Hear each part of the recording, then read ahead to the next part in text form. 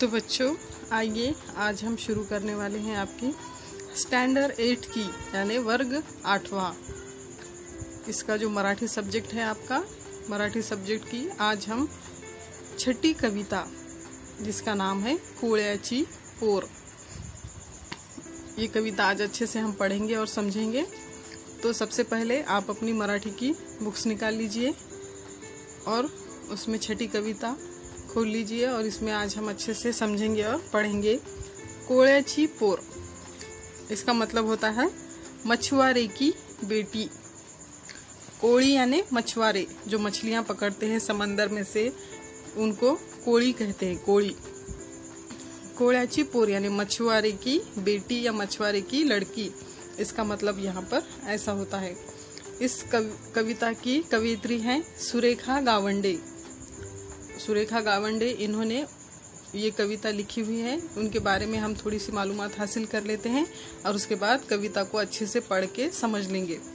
तो आप अपनी उंगलियां रखकर अच्छे से कविता को पढ़िए और जो मुश्किल अल्फाज है उनके नीचे उनकी मीनिंग्स हम जब कहेंगे तब आप पेंसिल से लिख लीजिए और इनका उच्चार करने की कोशिश कीजिए।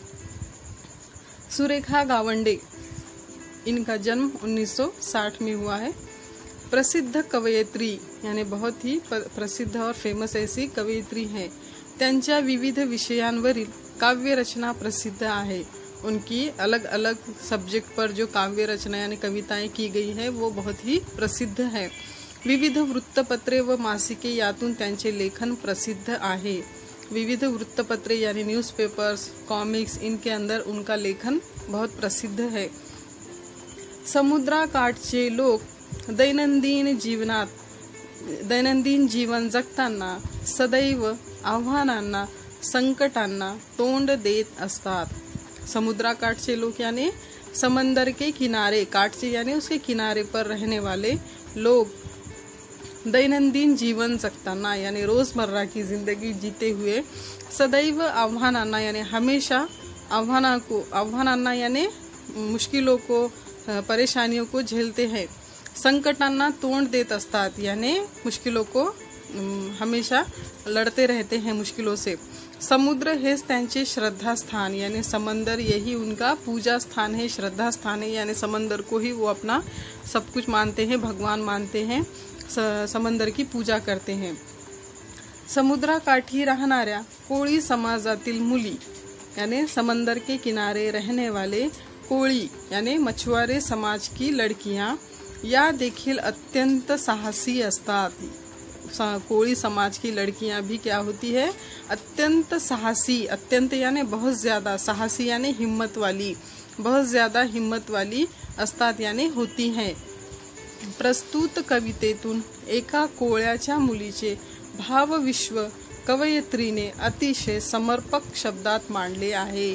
प्रस्तुत कवितेतून यानी प्रस्तुत यानी नीचे जो हमको कविता दी गई है, कवितेतून यानी इस कविता में, इस गीत में एका कोळ्याच्या यानी एक मछुआरे के, मुलीचे यानी लड़की के, भाव विश्व यानी वो किस तरह से एक सोचती है अपने दिमाग में कि किस तरह से हमारी दुनिया है, एक उसका भाव विश्व यानी जहाँ वो रहती है, जैसा वो सपने देखती है, उसके बारे में कवयित्री ने अतिशय समर्पक शब्दात मांडलिया है। बहुत ज़्यादा समर्पक यानी के छोटे अल्फाजों में, थोड़क्यात यानी के अच्छे अल्फाजों में बताया है यहाँ पर उनके जीवन के बारे में कि कैसे एक मछुआरे की लड़की कैसी हिम्मत वाली होती है, वो किस तरह से महसूस करती है, समंदर को कैसे अपना सब कुछ समझते हैं, इस कविता में हमको दिखाया गया है। तो चलिए फिर आज हम इस कविता को पढ़ लेते हैं।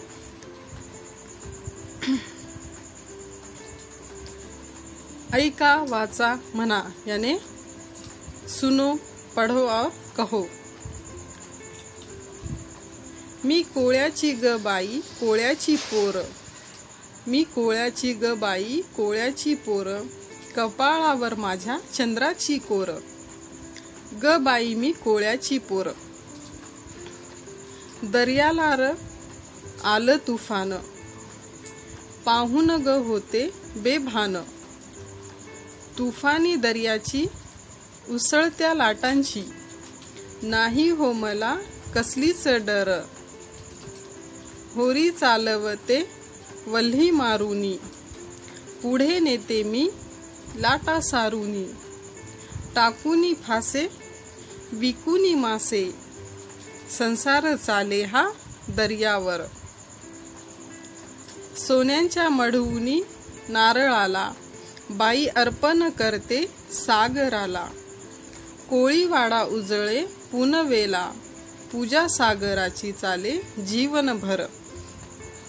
इस तरह से हमने इस कविता को अच्छे से पढ़ लिया है। अब इस कविता को समझते वक्त आप उनके अल्फाजों के मीनिंग्स उसके नीचे पेंसिल से लिखिए। मी कोळ्याची ग बाई कोळ्याची पोर, मी यानी मैं, वो लड़की कह रही है मैं, कोळ्याची ग बाई यानी किसकी लड़की हूँ, मछुआरे, कोड़ी यानी मछुआरे की, कोळ्याची पोर यानी मैं मछुआरे की, ग बाई मछुआरे की लड़की हूँ यानी मैं मछुआरे की लड़की हूँ, पोर यानी लड़की, उसकी बेटी।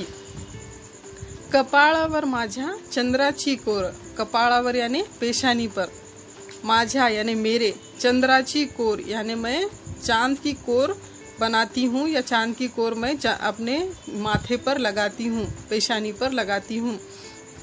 ग बाई मी कोळ्याची पोर, कि ए बाई मैं क्या हूँ, कोळ्याची पोर, मैं मछुआरे की बेटी हूँ।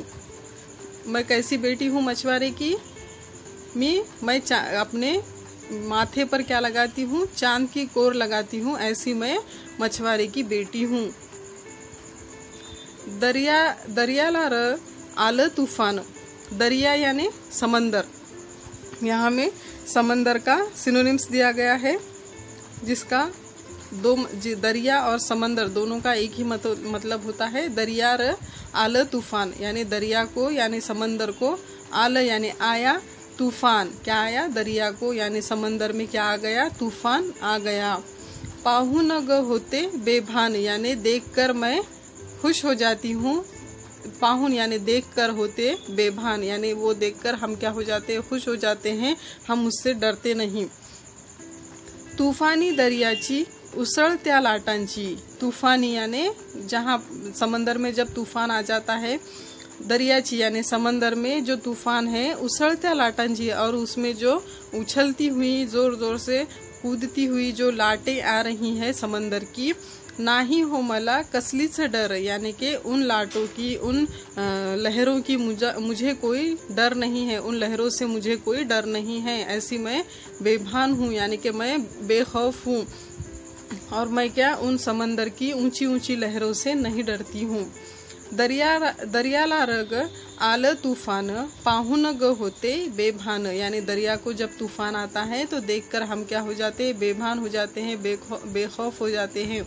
तूफानी दरियाची उसळत्या लाटांची यानी तूफानी दरिया की, समंदर में जब तूफान आता है तब जो बड़ी बड़ी लहरें उठती हैं, लाटांची यानी लहरें।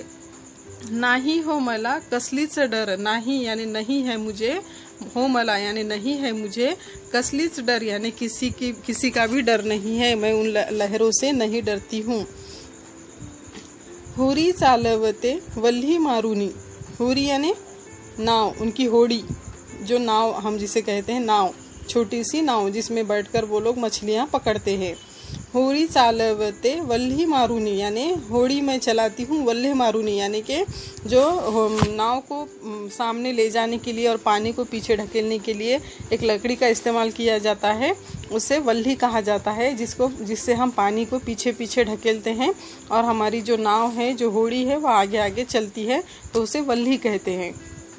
होरी चालवते वल्ही मारुनी यानी कि जो मेरी नाव है वो कैसे चलाती हूँ मैं, वल्हे मारुनी यानी उस लकड़ी को पानी में मार के पानी पीछे ढकेल के मैं अपनी नाव चलाती हूँ। पूढ़े नेते मी लाटा सारुनी, पूढ़े यानी सामने, नेते यानी ले जाती हूँ, मी यानी मैं, लाटा यानी लहरें, सारुनी यानी पीछे ढकेल कर। मैं क्या करती हूँ, वल्हे मारकर यानी कि उस लकड़ी को पानी में मारकर मैं अपनी नाव को आगे आगे ले जाती हूँ और लहरों को पीछे छोड़ देती हूँ। होरी चालवते वल्ही मारुनी, पूढ़े नेते मी लाटा सारुनी यानी कि मैं अपने नाव को लकड़ी के वल्हे पानी में मारकर आगे आगे ले जाती हूँ और लहरों को पीछे फेंक देती हूँ। टाकुनी फांसे विकुनी मासे। टाकुनी यानी डालकर, समंदर में लोग क्या करते हैं, फांसे डालते हैं, मछलियों को पकड़ने के लिए जाले डालते हैं, फांसे डालते हैं। तो टाकुनी फांसे यानी फांसे समंदर में डाल के, विकुनी मासे, विकुनी यानी बेचकर, मासे यानी मछलियाँ। मैं क्या करती हूँ, समंदर में मछलियाँ पकड़ने के लिए फांसे डालती हूँ, जाले डालती हूँ, और उसमें जो मछलियाँ मिलती है मैं उसको विकुनी मासे यानी बेचकर मछलियाँ, संसार चाले हा दरियावर, संसार यानी हमारा घर परिवार, हमारा घर संसार, चाले यानी चलता है, हा दरियावर यानी इस दरिया पर, यानी कि इस समंदर पर हमारा घर परिवार या घर संसार चलता है। हम मछलियाँ बेचकर अब पैसे कमाते हैं और अपना घर संसार चलाते हैं। ऐसा यहाँ पर एक कोई की लड़की यानी कि मछुआरे की लड़की कह रही है। सोन्यांच्या मढवुनी नारळाला, सोन्याच्या मढवुनी नारळाला, बाई अर्पण करते सागराला। सोन्याच्या यानी सोने के, मढवुनी यानी उसके ऊपर सोने का एक जो है पानी चढ़ाकर, नारळाला यानी नारियल को सोने का पानी चढ़ाकर, बाई अर्पण करते सागराला यानी कि मैं क्या करती हूँ, अर्पण यानी उसके सामने अर्पण करती हूँ, उसको बहाल करती हूँ। सागराला यानी सागर को मैं क्या बहाल करती हूँ, सागर के अंदर मैं क्या बहाल करती हूँ, सोने से मढ़ा हुआ यानी सोने का पानी चढ़ाया हुआ नारियल मैं क्या करती हूँ, सागर को बहाल करती हूँ। क्योंकि सागर ही क्या है, हमारी रोजी रोटी का मतलब ज़रिया है। उस सागर की वजह से, उस दरिया की वजह से, उस समंदर की वजह से ही हम लोग क्या करते हैं, मछलियाँ पकड़ते हैं और बेचते हैं, तभी हमारा घर परिवार चलता है। इसलिए हम क्या करते हैं, इस सागर को ही हमारा भगवान मानते हैं और उसमें हम सोने का पानी चढ़ाया हुआ नारियल उसके अंदर अर्पण करते हैं, उसमें डालते हैं। कोळीवाडा उजळे पुनवेला, पूजा सागराची चाले जीवन भर। कोळीवाड़ा यानी जहाँ पर मछुआरे लोग रहते हैं, कोળી यानी मछुआरे, और वाड़ा यानी उनका जो मोहल्ला है या उनका जो इलाका है। तो मछुआरों का जो इलाका है, उजळे पुनवेला, उजळे यानी खिल जाता है, चमकता है। कब चमकता है, पूनवेला यानी पूनम की रात को। कोળી यानी मछुआरों का जो मोहल्ला है या मछुआरों का जो वाड़ा है वो क्या होता है, पूनम की रात में चमकता है, उजाला हो जाता है, उसके अंदर वो जगमगा उठता है।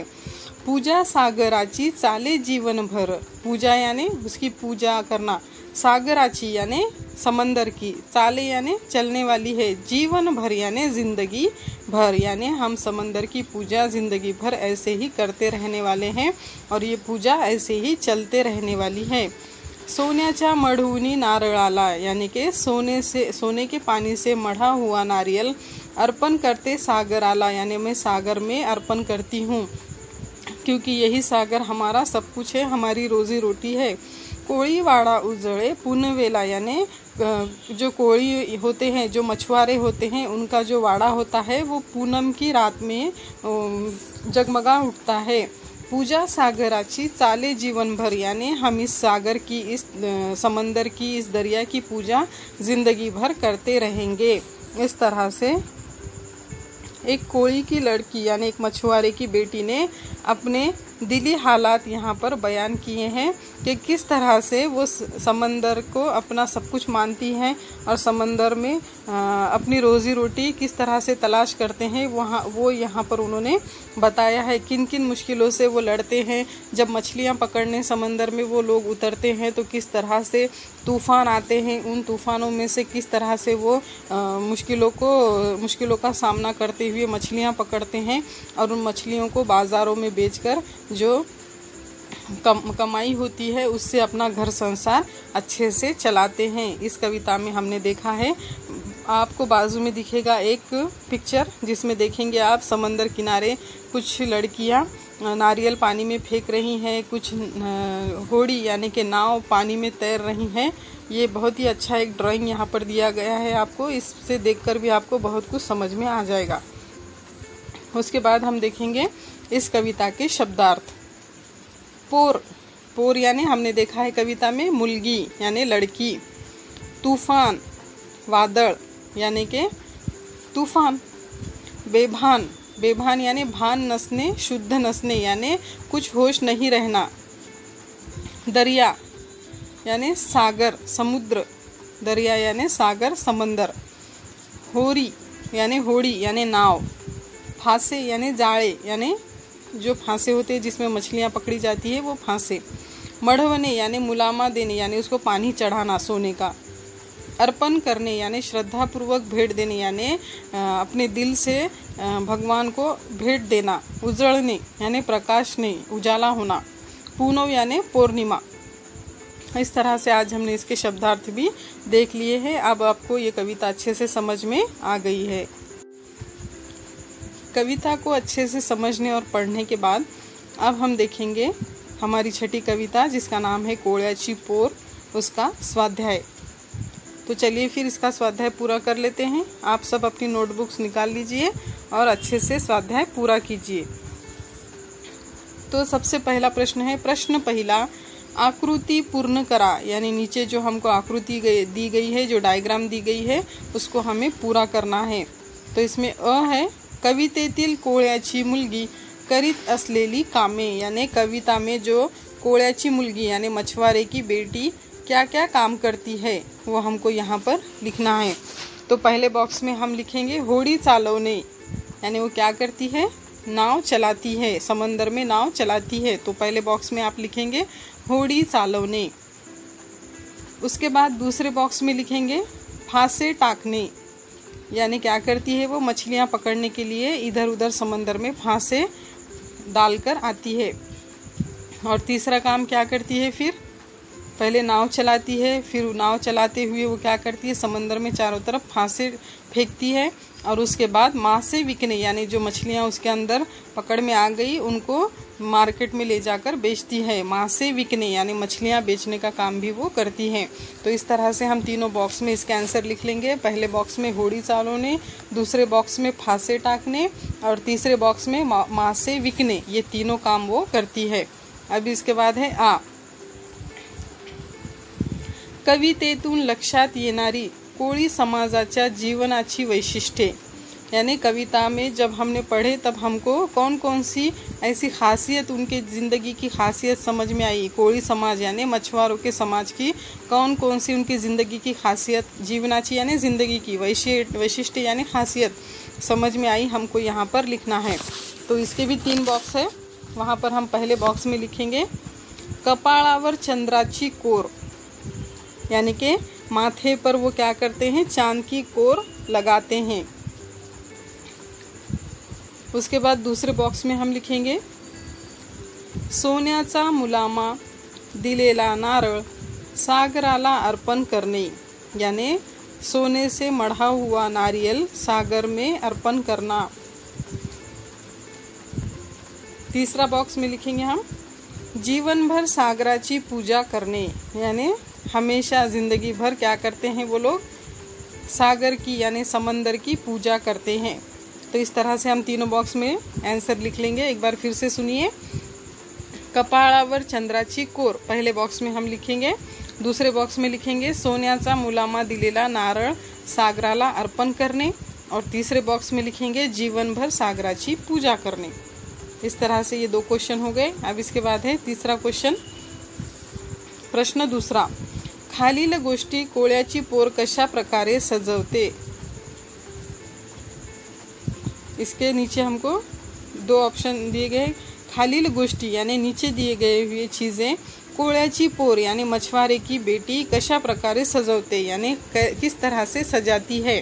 तो इसमें अ है स्वतःचे कपाळ, यानी खुद का माथा, यानी खुद के पेशानी वो किस तरह से सजाती हैं। तो हमने जब कविता पढ़ी है तब हमने देखा है कि वो क्या करती है, अपने माथे पर चंद्राची कोर काढ़ून यानी चांद की कोर बनाकर अपना माथा सजाती है। तो यहाँ पर इसका आंसर आप लिखेंगे अ के सामने स्वतःचे कपाळ डैश देकर उसके सामने आप आंसर लिखेंगे चंद्राची कोर काढ़ून, यानी चांद की कोर निकालकर वो अपने माथे को सजाती है। इसके बाद है आ, सागराला अर्पण करायचा नारळ, सागराला यानी समंदर को, अर्पण करने वाला नारियल, नारळ यानी नारियल, उसको क्या करते हैं वो लोग, सोन्याचा मुलामा दिलेला नारळ यानी कि सोने से मढ़ा हुआ, सोने के पानी चढ़ाया हुआ उसके ऊपर ऐसा नारियल को वो सजाती है। तो इसका आंसर आप लिखिए इसके सामने, सोन्याचा मुलामा दिलेला। इसके बाद है प्रश्न तीसरा, कवितेतील खालील ओळींचा तुम्हाला समजलेला अर्थ लिहा। यानी कविता के जो नीचे हमको लाइन दिए गए हैं उसमें से आपको क्या समझ में आया वो आपको यहाँ पर लिखना है। तो है इसमें का, कोळीवाड़ा उजळे पुनवेला, यानी कि कोळीवाड़ा यानी मछुआरों का जो वाड़ा है या जो उनका मोहल्ला है, उजळे पुनवेला यानी वो पूनम को ही चमकता है। ऐसा यहाँ पर इसका क्या मतलब आपको समझ में आता है, तो हम इसका आंसर लिखेंगे नीचे इसके, पौर्णिमेला कोळीवाड़ा प्रकाशमय होतो, यानी पूनम को कोळीवाड़ा यानी मछुआरों का जो मोहल्ला है वो क्या हो जाता है, प्रकाशमय हो जाता है, चमक जाता है। दूसरा है आ, टाकुनी फासे विकुन मासे संसार चाले हा दरियावर।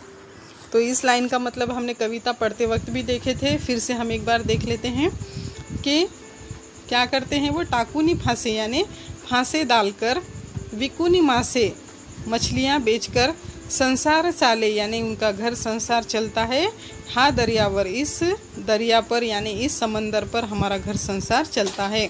तो इसका उत्तर हम लिखेंगे मराठी में, जाळे टाकुनी आणि मासे विकुनी हे जीवन संसार या दरियावर चालते। इस तरह से इसके आंसर हमने लिख लिए हैं। अब इसके नीचे देखेंगे हम, खेळूया शब्दांशी। तो इसमें अ है पहला, खालील शब्दांसाठी कवितेत आलेले शब्द शोधून लिहा। यानी नीचे जो शब्द आए हैं उसमें से कविता में उनके लिए कौन से पर्यायी शब्द आए हैं वो हमको लिखना है, यानी सिनोनिम्स उसके लिखना है, समानार्थी शब्द लिखना है। तो पहला है इसमें कन्या। कन्या को हमने कविता में जब पढ़ा है तो वहाँ पर एक अल्फाज आया है पोर। पोर यानी लड़की, कन्या यानी भी लड़की, तो हम इसका आंसर लिखेंगे पोर। दूसरा है समुद्र। समुद्र यानी समंदर, तो हमारे कविता में इसके लिए एक अल्फाज आया है दरिया। समुद्र और दरिया दोनों का भी मतलब एक ही होता है, समंदर। भीति। भीति इसके लिए कविता में एक शब्द आया है डर। डर, भीति दोनों भी एक ही मायने के अल्फाज है। चौथा है वादळ। वादळ इसके लिए कविता में जो अल्फाज आया है वो है तूफान। पांचवा है पौर्णिमा। पौर्णिमा के लिए एक खास शब्द कविता में आया है वो है पुनव, जो हमने कविता पढ़ते वक्त भी देखा है। पुनव यानी पौर्णिमा यानी पूनम।